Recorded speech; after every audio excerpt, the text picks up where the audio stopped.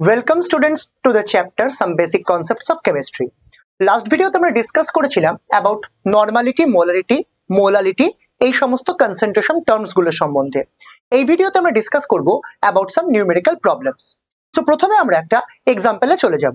দেখো প্রথম যে এক্সাম্পলটা দেওয়া আছে জিজ্ঞাসা করেছে what is the normality of a solution যার মধ্যে 4 grams of sodium hydroxide 250 ml of water এর মধ্যে dissolve আছে।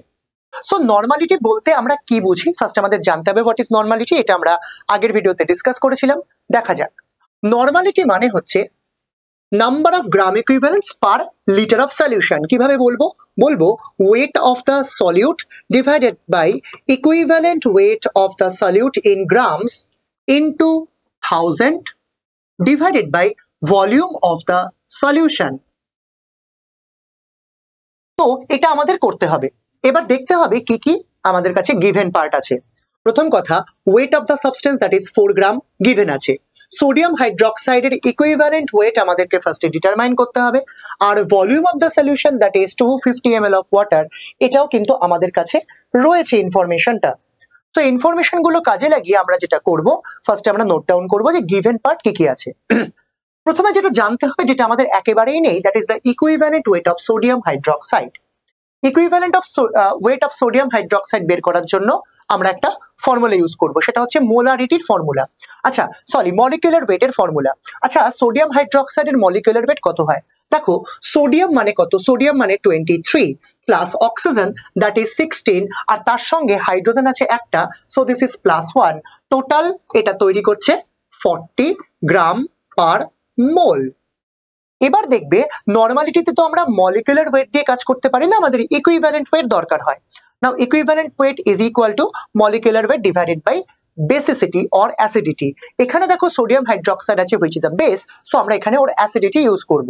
নাও সোডিয়াম হাইড্রোক্সাইডের মধ্যে কতগুলো হাইড্রোক্সিল আয়ন আছে রিপ্লেসেবল দ্যাট ইজ 1, সো এটা কিন্তু নরমালিটি মোলারিটি ইকুয়াল হবে। তো আমাদের কাছে N factor that is equal two 1, so সেভাবে আমরা কাজটা করব। দেখা যাক কি করা হয়েছে। প্রথমে নরমালিটি অফ সোডিয়াম হাইড্রোক্সাইড, তার ফর্মুলা হচ্ছে weight of sodium hydroxide in grams divided by gram equivalent weight of sodium hydroxide 1000 divided by 250, এই ছিল আমাদের ফর্মুলা। এবার weight of sodium hydroxide that is 4 gram, আর একটু আগেই আমরা ডিটারমাইন করেছি সোডিয়াম হাইড্রোক্সাইড মানে 40 গ্রাম পার মোল। এটা হচ্ছে ওর মলিকুলার ওয়েট, 1 মোলের জন্য 40 গ্রামস হয়। নাও এটার ইকুইভ্যালেন্ট ওয়েট কি হবে? 40 ডিভাইডেড বাই 1, তার মানে এটাও হয়ে যাচ্ছে 40 gram equivalent. Now 1000 divided by 250। এবার ব্যাপারটাকে একটু ক্যালকুলেট করতে হবে। দেখো এই ক্যালকুলেশনটা খুব ইজি। 440 10 আর এখানে 10 মানে এখানে একটা কেটে যাবে, সো 1 তো 10 divided by 25 which makes 0.4 equivalent per litre, যেটাকে আমরা নরমালিটির ফর্মুলা বলে ট্রিট করছি। এটাকে তুমি ক্যাপিটাল এন দিয়েও রিপ্রেজেন্ট করতে পারো। So this is our question. এইভাবে কিন্তু আমাদের নরমালিটির কোয়েশ্চেন্স গুলো সলভ হয়ে যাবে। আরেকটা এক্সাম্পলে যাব, দেখবে পরের কোয়েশ্চেনটাই বলা আছে 9.8 grams of H2SO4 sulphuric acid যেটা 2 লিটার্স অফ সলিউশনে প্রেজেন্ট আছে। What is the molarity of the solution? এখানে 4টে অপশন আছে আমাদের কাছে। যারা এই ভিডিওটা দেখেছো তাদেরকে রিকোয়েস্ট করছি একটু জাস্ট পজ করে নিজেরা করার চেষ্টা করো, আমি আনসার বলছি। 1 2 and 3, লেটস সি। দেখো H2SO4 এটার জন্য আমাদের 9.8 গ্রাম H2SO4 দেওয়া আছে। এটা হচ্ছে মাস অফ H2SO4 বা স্মল w। এরপরে বলেছে 2 লিটার্স অফ সলিউশন, তার মানে volume of solution capital V দেওয়া আছে। সো আমাদের কাছে যে মোলারিটির ফর্মুলাটা রয়েছে সেটা কি? মোলারিটি মানে capital M that is equal to what? Weight of the solute divided by molecular weight of the solute into 1000 divided by volume of the solution in ml. Volume of the solution that is 2 liter, মানে এটাকে আমি 2000 ml করতে পারি, তখন আর ওই 1000টা না দিলেও চলবে, জাস্ট 2 লিখে দিলেও কোনো সমস্যা নেই। এবার মলিকুলার ওয়েট অফ H2SO4 আমরা একটা ভিডিওতে দেখিয়েছিলাম that is 98 gram per mole. So এবার আমরা ব্যাপারটাকে হিসাব করব। দেখবে তোমাদের আনসার এসেছে কিভাবে আসবে। প্রথমে weight of solute divided by molecular weight of solute into 1000 by volume of solution in litre. এবার ব্যাপারটা তো অলরেডি লিটারে রয়েছে, তাহলে আমরা আর এটাকে 1000 দিয়ে করবো না, জাস্ট 1 রেখে দেবো।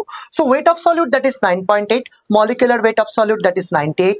আমরা করলাম 1 ডিভাইডেড বাই 2। দেখো এটা করলে এখানে আসে 10, তো 1 divided by 20 that is equal to 0.05 molar. So 0.05 molar is the answer. Option B is the correct answer. তো বোঝা গেল এভাবে কিন্তু মোলারিটির কোয়েশ্চেন্স গুলো সলভ করতে হবে, ঠিক যেভাবে আমরা আগের এক্সাম্পলটায় নর্মালিটি দিয়ে সলভ করেছিলাম। চলে যাব নেক্সট এক্সাম্পলে। দেখো নেক্সট এক্সাম্পলটা আছে, এখানে বলেছে মোলারিটি নর্মালিটির রিলেশন দিয়ে একটা কোয়েশ্চেন জিজ্ঞাসা করেছে, what is the molarity of 0.6 normal phosphorus acid.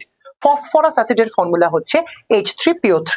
নাও আমরা একটা প্রিভিয়াস ভিডিওতে দেখিয়েছিলাম H3PO3 যদি আমার অ্যাসিড হয় ওর পার্টিকুলার বেসিসিটি কত হবে। দেখো 3টে H আছে বলে 3টেই কিন্তু রিপ্লেসেবল নয়, তো আমরা কিন্তু জানবো ওর basicity will be equal to 2, এই দিয়ে কাজ করতে হবে। সো আমরা জানি নর্মালিটি আর মোলারিটির মধ্যে একটা জাস্ট স্মল এন এর একটা ডিফারেন্স আছে। স্মল এন মিনস যেটাকে আমরা নর্মালিটি দিয়ে নর্মালিটি বার করার সময় ওটা দিয়ে ডিভাইড করতাম। সো যেটা করব সেটা হচ্ছে এদের অপশনস গুলো একবার দেখে নেব। দেখো যারা এটা করতে পেরেছো তারা প্লিজ একটুখানি অপশনসটা দেখে মিলিয়ে নেবে, 0.3, 0.1, 0.9 and 0.6. So the correct answer will be, প্রথমে যেটা করতে হবে সেটা হচ্ছে 0.6 নর্মাল ফসফরাস অ্যাসিড, এটা গিভেন আছে। Now normality is equal to molarity into basicity which is nothing but the N factor. এবার দেখো বেসিসিটি অফ H3PO3 আমি একটু আগেই বলেছি, that is equal to what, that is equal to 2। Now normality is given that is 0.6, so 0.6 will be equal to molarity into 2. Now molarity becomes 0.6 divided by 2, that is equal to 0.3 molar. So 0.3 molar is in option A, so option A is the correct answer. তো এভাবে কিন্তু আমরা normality মোলারিটির relation দিয়ে question solve করতে পারবো। চলে যাব আরেকটা কোয়েশ্চেনে। এই কোয়েশ্চেনটা আরেকটু ইম্পর্টেন্ট, ভালো করে দেখবে। নাও কোয়েশ্চেনটাতে বলা হচ্ছে 3 গ্রামস অফ সল্ট যার মলিকুলার ওয়েট আছে 30, এটাকে 250 ml অফ ওয়াটারে ডিসলভ করা হয়েছে, what is the molarity of the solution. তো এখানেও আমি তোমাকে 4টে অপশন দেবো, যারা এটা নিজেরা করতে চাইবে তারা একবার পজ করে ভিডিওটাকে পজ করে নিজেরা এটাকে সলভ করবে। নাও এখানে যেটা আছে 3 grams of salt that is the weight of the solute, এটার 30 আর মলিকুলার ওয়েট মানে MOWT সেটা কিন্তু এখানে গিভেন আছে, দ্যাট ইজ 30। সো আমাদের জিজ্ঞাসা করেছে molality. Now what is the definition of molality? Molality মানে হচ্ছে number of moles of solute present in per KG of the solvent. এখানে কিন্তু আমার 250 গ্রাম ওয়াটার বলে দিয়েছে, তো আমি যদি মোলালিটির ফর্মুলাটা লিখতে চাই তাহলে এটা কি হয়ে যাবে, weight of solute small w divided by molecular weight into 1000 divided by, এখানে হবে capital W। Capital W indicates the weight of solvent. না ওয়েট অফ সলভেন্ট কিন্তু এখানে 250 দেওয়া আছে, দেখো আমি ফর্মুলা পর্যন্ত দিয়ে দিয়েছি। সো ফর্মুলা যদি থাকে তাহলে কিন্তু নিউমেরিক্যালটা করা অতটাও ডিফিকাল্ট হবে না। সো ফর্মুলাগুলো কিন্তু ভালো করে মুখস্থ করতে হবে। দেখো মুখস্থ বসলে মুখস্থ হবে না, এগুলো কিন্তু জাস্ট তোমাকে প্র্যাকটিসে রাখতে হবে। Molality is equal to weight of solute by molecular weight of solute into 1000 divided by weight of the solvent in gram. Now কেজিতে থাকলে ওই 1000টা দিয়ে মাল্টিপ্লাই করতে হয় না। তো আমরা যেটা করব ওয়েট অফ সলিউট, তোমরা দেখে বলবে ওয়েট অফ সলিউট কত আছে, দ্যাট ইজ 3 গ্রাম সল্ট। তাহলে আমরা ওয়েট অফ সলিউটের জায়গায় 3 পুট করব, মলিকুলার ওয়েটের জায়গায় 30 পুট করব, into 1000 divided by weight of solvent that is 250 grams of water put করে দেব। দেখো এটা কাটলে 4 আসে। নাও তুমি দেখতে পাচ্ছ এটা হচ্ছে গিয়ে 10, so 4/10 that is equal two 0.4 মোলাল। Small m means মোলাল, তো এটা 0.4 মোলাল সলিউশন। সো এটা কোন অপশনে রয়েছে তুমি দেখতে পাচ্ছ, এটা অপশন এ তে রয়েছে, so option A will be the correct answer. তো এভাবেই কিন্তু আমরা 5টা কোয়েশ্চেন করে ফেললাম। নাও এবার আমরা যাব question number 6 A. It's very very important, ভালো করে দেখবে। এটাও খুব মানে এক্সাম্পল ওরিয়েন্টেড কোয়েশ্চেন, এরকম এর থেকে অনেক টাফ কোয়েশ্চেন্স আমরা ফেস করবো এরপরে, কিন্তু এইটা বেসিক শেখার জন্য এই কোয়েশ্চেনটা খুব ইম্পর্টেন্ট, ভালো করে দেখবে। এটা মোল ফ্র্যাকশন রিলেটেড কোয়েশ্চেন। কোয়েশ্চেনে বলা আছে যদি আমি 44 গ্রামস অফ কার্বন ডাইঅক্সাইড আর 14 গ্রামস অফ নাইট্রোজেন একসঙ্গে মিক্স করে রাখি, what will be the mole fraction of carbon dioxide in the mixture.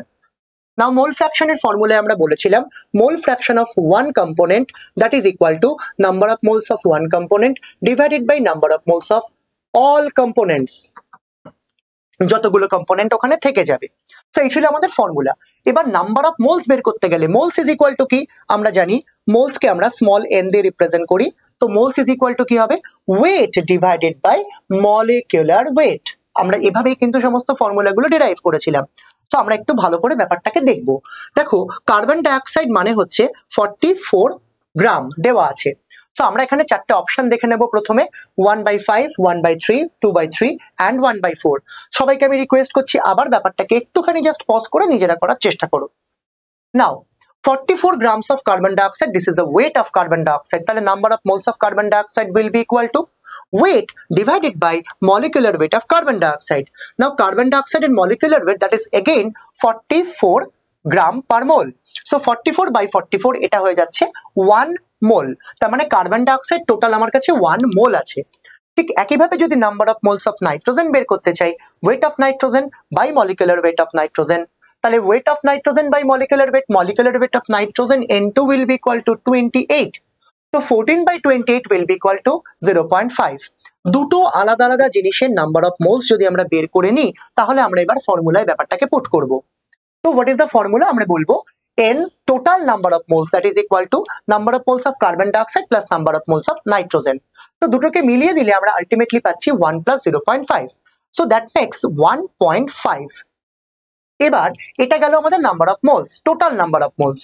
Mole fraction of carbon dioxide বের করতে গেলে কি করব, number of moles of one component মানে carbon dioxide by 1.5, so 0.5 by 1.5। ঠিক একইভাবে যদি আমি এটা বার করি, তাহলে কার্বন ডাইঅক্সাইডের নাম্বার অফ মোলস বেরিয়ে গেল। যদি আমি number of moles of nitrogen বের করতে চাইতাম, তাহলেও কিন্তু ওই সেম কাজটা করতে হতো নাম্বার অফ মোলস অফ নাইট্রোজেনের জন্য, number of moles of nitrogen by total number of moles. এখানে আমার option B will be the correct answer. তো এভাবেই আমরা অনেকগুলো প্রবলেম সলভ করে নিয়েছি। এবার আমরা দেখব এই চ্যাপ্টারে আমরা টোটাল কি কি পড়েছি। দেখো কনসেপ্ট ম্যাপ স্টাডি করছি। প্রথম কথা, এই চ্যাপ্টারে আমরা পড়েছিলাম সাম বেসিক কনসেপ্টস অফ কেমিস্ট্রিতে ম্যাটার কাকে বলে, what is the definition of matter. তারপরে আমরা স্টাডি করেছিলাম ম্যাটার মাইক্রোস্কোপিক লেভেলে সলিড লিকুইড গ্যাস হয়, আর ম্যাক্রোস্কোপিক লেভেলে এটা দুটো পার্ট, একটা মিক্সচার আর একটা পিওর সাবস্টেন্স।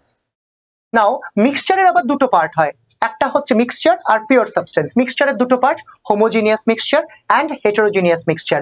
টোটাল কম্পোজিশন যদি ইউনিফর্ম থাকে তাহলে সেটা হোমোজিনিয়াস হবে। পিওর সাবস্টেন্সের দুটো পার্ট, একটাকে বলা হয় এলিমেন্ট যার মধ্যে একটা টাইপ অফ পার্টিকেল থাকবে, আর একটা হচ্ছে কম্পাউন্ডস। এরপরে আমরা স্টাডি করেছিলাম about the properties of matter, যার মধ্যে প্রথমেই ছিল ফিজিক্যাল প্রপার্টিজ, যেটা কিনা যখন আমি প্রপার্টিটাকে মেজার করব তখন কেমিক্যাল কম্পোজিশন কোনোভাবেই চেঞ্জ হবে না। আরেকটা ছিল কেমিক্যাল প্রপার্টিজ, যেখানে কেমিক্যাল চেঞ্জ হয় কোনো একটা পার্টিকুলার সাবস্টেন্সের। তারপরে পড়েছিলাম ইউনিট মেজারমেন্টস, যেখানে ছিল আমার SI units of 7 fundamental quantities, length, time, amount of substance, অনেক কিছু। এই প্রত্যেকের এসআই ইউনিটস গুলো আমরা মুখস্থ করেছিলাম। এরপরে পড়েছিলাম law of conservation of mass, মানে ল অফ কেমিক্যাল কম্বিনেশনের প্রথম যে লটা ছিল, law of conservation of mass. তারপরে পড়েছিলাম law of multiple proportion, law of Avogadro's law, Gay Lussac's law and law of definite proportion. প্রত্যেকটা আলাদা আলাদা সায়েন্টিস্ট আমাদের আলাদা আলাদা ল গুলো দিয়েছিল। যাদের কাছে ল গুলো আগে দেখোনি তারা একবার ল গুলো ভালো করে দেখে নেবে। এরপরে আমরা পড়েছিলাম আনসার্টেনিটি মেজারমেন্ট, যার মধ্যে ছিল সায়েন্টিফিক নোটেশন, যেখানে আমরা capital N into 10 to the power small n দিয়ে রিপ্রেজেন্ট করতাম। পড়েছিলাম সিগনিফিকেন্ট ফিগার, তার মধ্যে 3টে রুল ছিল। তারপরে পড়েছিলাম precision and accuracy. Unit measurements এর পরের কনসেপ্ট ছিল মোল কনসেপ্ট, যেখানে আমরা নাম্বার অফ মোলস কে চিনেছিলাম। নাম্বার অফ মোলস মানে একটা পার্টিকুলার নাম্বার, যাকে আমরা অ্যাভোগাড্রো নাম্বার বলছি। এটাকে যদি আমি দেখি 6.022 into 10 to the power 23 particles present থাকে 1 মোলে। তার ভলিউমও দেখেছিলাম 22.4 লিটার্স। নাও স্টয়চিওমেট্রির ক্যালকুলেশনে আমরা দেখেছিলাম লিমিটিং রিয়েজেন্টের ডেফিনেশন। এরপরে আমরা লাস্টে স্টাডি করেছি মাস পার্সেন্টেজ, আমরা পড়েছি মোল ফ্র্যাকশন, আমরা পড়েছি মোলারিটি, আমরা পড়েছি মোলালিটি অ্যান্ড আমরা পড়েছি নর্মালিটি। তো এই ছিল আমাদের টোটাল চ্যাপ্টার। এই ছিল সাম বেসিক কনসেপ্টস অফ কেমিস্ট্রি। কারো কোনো অসুবিধা থাকলে ভিডিওগুলোকে বারবার দেখবে, এক্সাম দেবে, কোয়েশ্চেন সলভ করবে, হোম অ্যাসাইনমেন্ট অবশ্যই করবে। আজকে এই পর্যন্তই, থ্যাংক ইউ। হ্যালো স্টুডেন্টস, কেমন লাগছে আমাদের ভিডিও? কমেন্ট সেকশনে অবশ্যই জানাও। আমাদের ফেসবুক পেজ আর ইউটিউব চ্যানেলকে ফলো আর সাবস্ক্রাইব করতে ভুলো না কিন্তু। লিংক ডেসক্রিপশন বক্সের নিচে দেওয়া আছে। এছাড়া তোমরা যদি ক্লাস 11-12 এর board exam or entrance or NEET এক্সামের প্রিপারেশন অনলাইনে আমাদের সঙ্গে জয়েন করতে চাও, তাহলে অবশ্যই ভিজিট করো আমাদের ওয়েবসাইট dreamsonlineclass.in। এছাড়া গুগল প্লে স্টোর বা অ্যাপল অ্যাপ স্টোর থেকে ড্রিমস অনলাইন ক্লাস এই অ্যাপটা তোমরা ডাউনলোড করে সেখান থেকে রেজিস্টারও করতে পারো। দেখা হচ্ছে নেক্সট ভিডিওতে। Thank you.